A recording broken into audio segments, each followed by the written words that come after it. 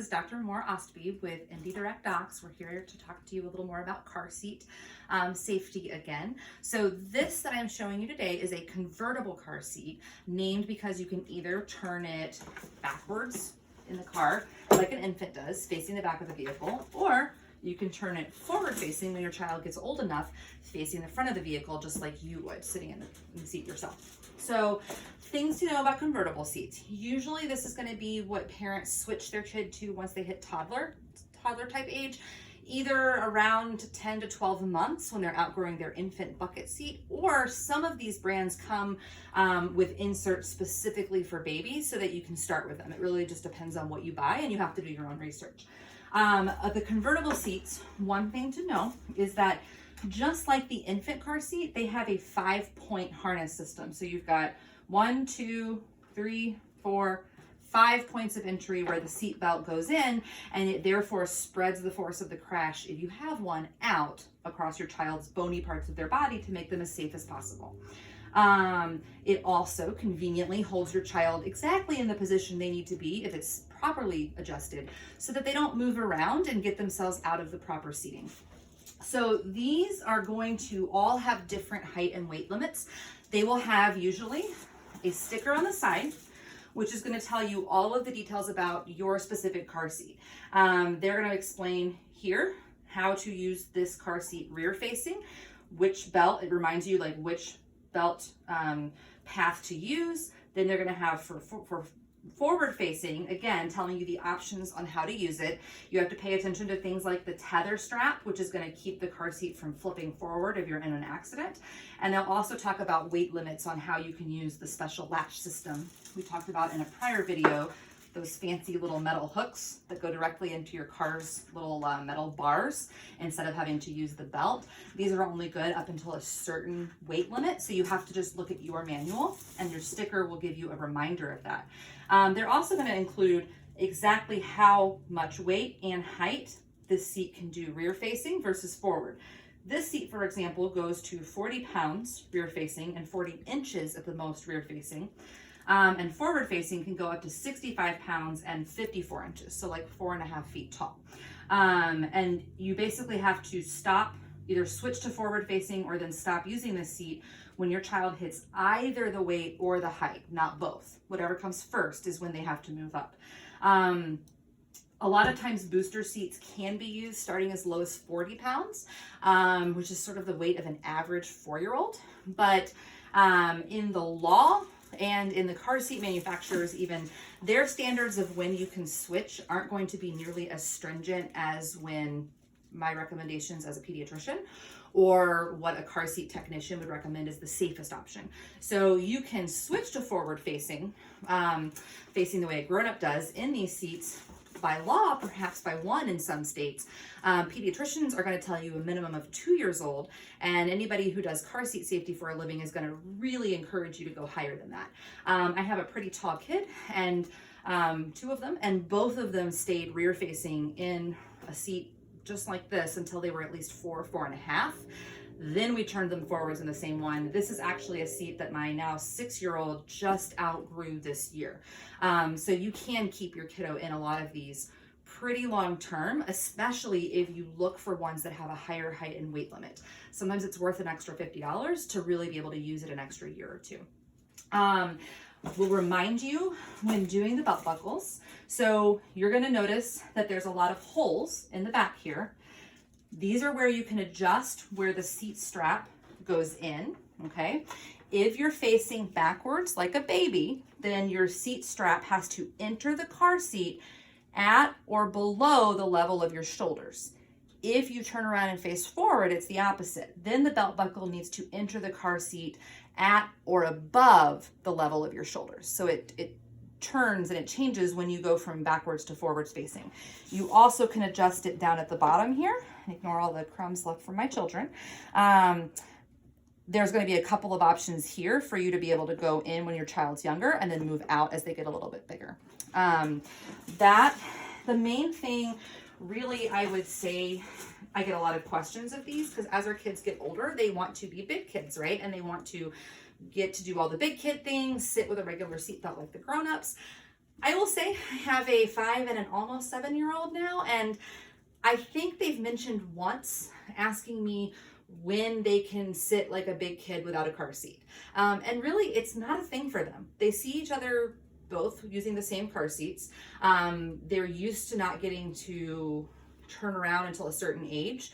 And it really hasn't, I don't think, occurred to them very much that there's other options out there, which is nice. But kids are used to what they see. So if you just explain it as it's my job to keep you safe, and it's okay if other people don't always do those things, but it's my job to make decisions that are safest for you. Most kids go along with it, especially if you don't put them in a booster and then put them back. That is a harder one to go through. We do get a lot of questions though when kids are facing backwards, especially if you do keep them facing backwards longer than 2, which we recommend. If people get worried, then understandably, that their kid's not going to be comfortable, because you'll notice they'll start getting longer and longer legs, and as their legs get longer, they start to get kind of squished towards their chest. They have to either cross their legs, or they put them out to the side, or they suck on their toes. You know, they do all kinds of weird contortions. And I have to be honest, as a grown-up, I would not want to sit that way for very long. I couldn't even sit that way if I tried, probably, in a lot of the positions they use. But kids don't tend to complain if they've not seen another option.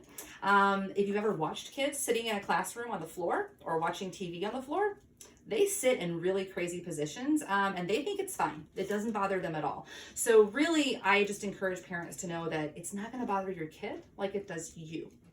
They're generally fine. The other thing that parents sometimes worry about with facing backwards longer is whether or not, if they have a car accident and their legs are kind of longer and at these weird positions, are they going to get a broken leg?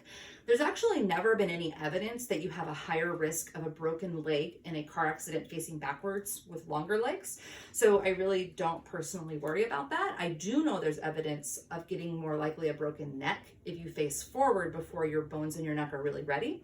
So I tend to take that risk as more concerning to me than the leg risk, especially because we haven't seen it happen. And a broken leg is not as scary to me as a doctor or a mom as a broken neck.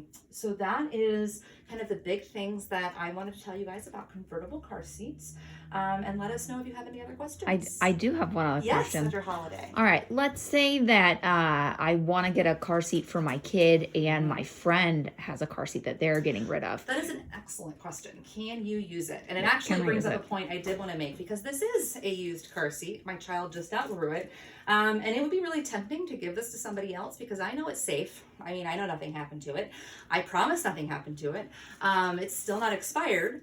But really the safest way to go is to never use somebody else's car seat, because you have to be 100% sure that nothing ever happened to it, no minor car accident. Even if the car seat looks good, a tiny little fender bender can actually cause stress inside the car seat that might make it not work as well. So you really have to replace it after any little fender bender, even if the kid wasn't in it, even if it didn't really injure anybody and it looks fine.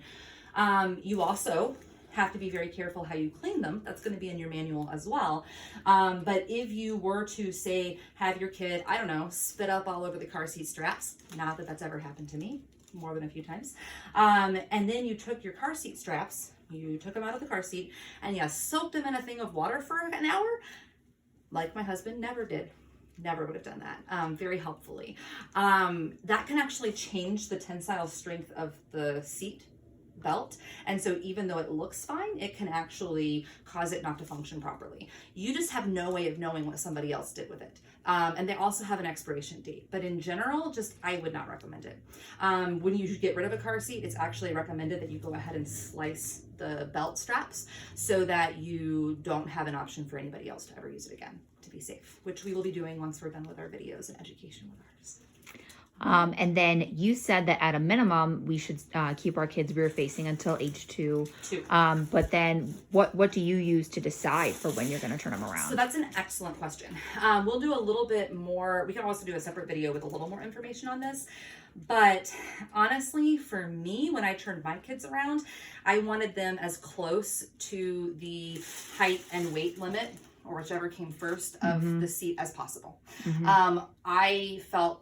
I know that the bones in their neck keep changing and becoming safer forward facing by the time they're 4 or 5, even 6. And so I really wanted them to hit personally 4 as a minimum before we considered turning them around. Mm-hmm. That was mine. And then for the infant car seat, we recommended that parents go by and get an appointment with a car seat technician. Yeah, that would also be an option with this. So we actually, luckily, I mean, we were very lucky, and a friend of ours who lived close by at the time was a car seat safety technician.